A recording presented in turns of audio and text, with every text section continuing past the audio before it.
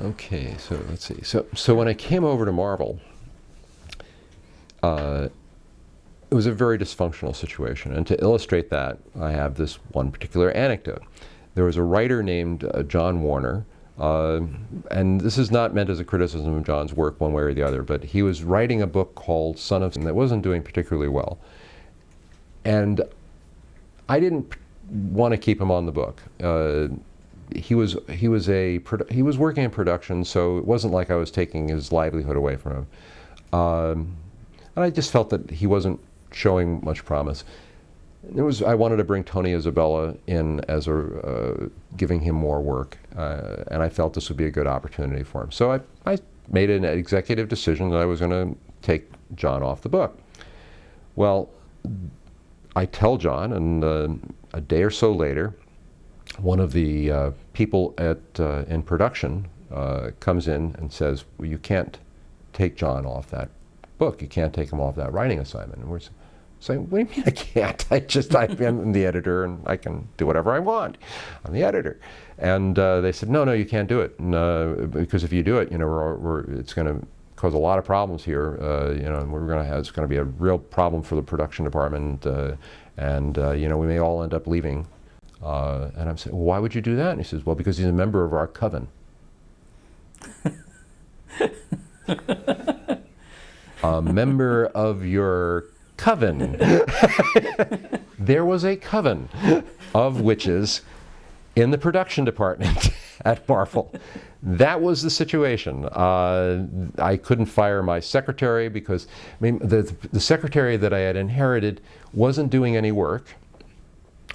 She was spending pretty much 8 hours a day corresponding with fans. And I would ask her to get out a letter or something, and she would say, no, I can't do that because I'm keeping up with the correspondence. I said, what correspondence? She says, well, fans write in and I write back.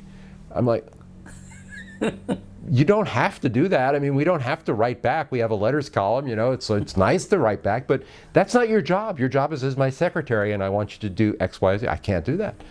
Well, I thought, well, I'm going to have to let her go. And somebody said, you can't let her go. I said, why can't I let her go? She's dating Chris Claremont. I'm like, okay. Am I the editor or am I not the editor? What's going on here? And then the thing that finally, and I was having a lot of conflict with a lot of people over this. And part of that is because this was, as I say, a very dysfunctional situation in which there were a lot of empowered people who didn't have responsibility to go with their empowerment. I had the responsibility. I was the one who was responsible for making sure that our books got out on time and that they were well done and, all of that. But these were people who were empowered to make their own decisions, but didn't have the responsibility of making sure that things got done. And I was getting really miserable. I was feeling really miserable very quickly. Lots of fights, lots of arguments. And the final straw came when Steve Englehart and I had been roommates. When he first came to New York, he ended up living in an apartment in Connecticut, and I ended up, when I first moved out on my own at 18, I ended up living with Steve. So we were friends, and we had always been kind of friendly competitors, because we were both writers and feeling our oats. And he was a bit older than I was, so he felt, I think, that he had more legitimacy, and he was kind of resentful of the fact that I was this young snot getting all this attention. So Steve had been working with George Perez on Avengers, and he'd been working on a number of titles, and he was kind of, I can't say that he was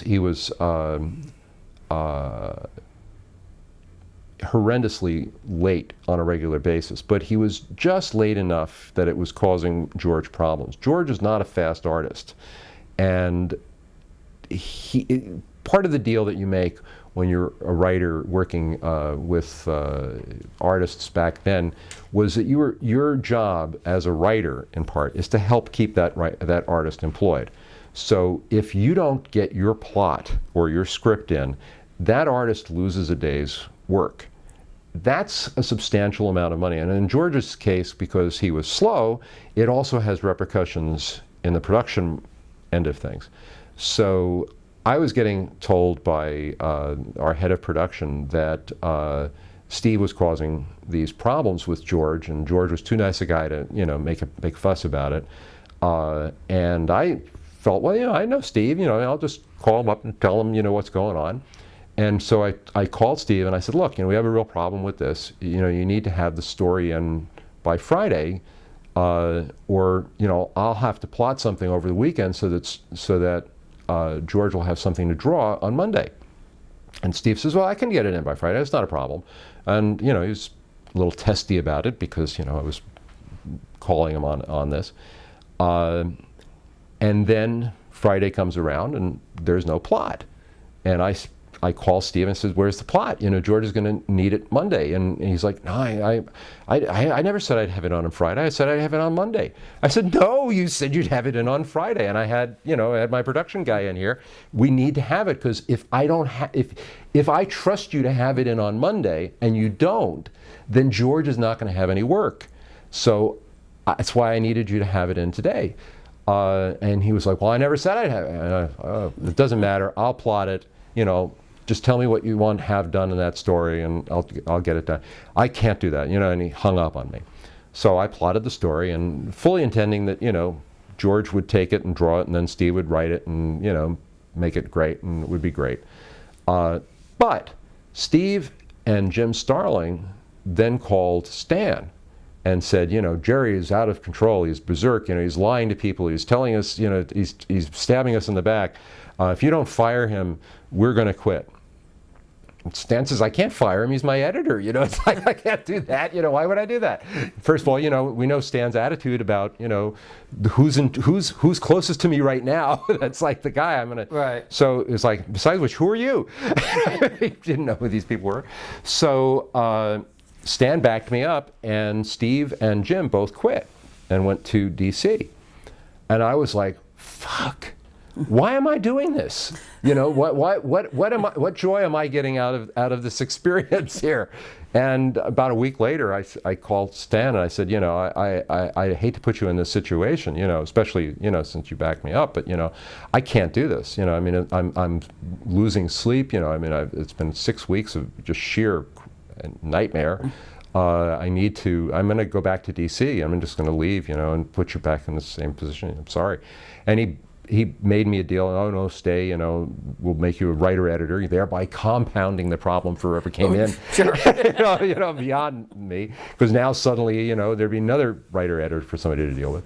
And I stuck around for another 6 months or so to do that, but never really felt like I was going to be able to make that work, and left eventually, go back to DC, where I stayed fairly happy for the next 10 years.